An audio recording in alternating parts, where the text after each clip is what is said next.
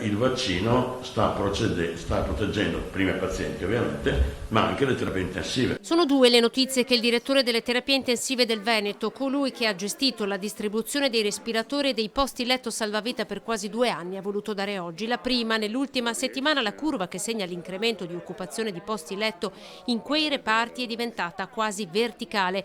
In Veneto si è toccata la soglia dei 50, numeri identici a quelli di fine agosto, spinti dall'estate di libertà e dal via vai di turisti.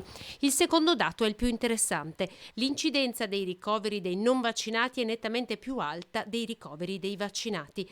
Per capire dobbiamo dividere la popolazione in due: 3 milioni e 800 mila vaccinati, 800 mila non vaccinati.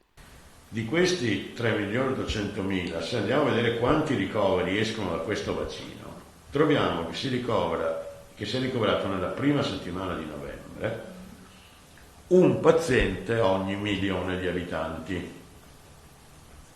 Ok? Se prendiamo in considerazione l'altra popolazione, cioè gli 800.000 non vaccinati, scopriamo che da questi sono usciti 23 ricoveri e che quindi la loro incidenza è di 27 casi per milione di abitanti.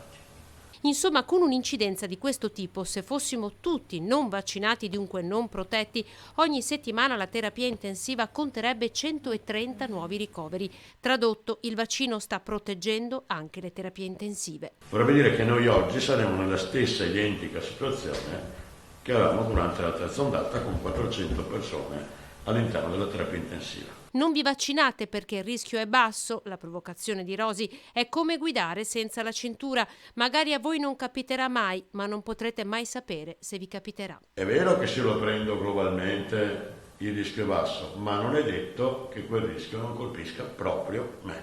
Questo è il ragionamento che va fatto.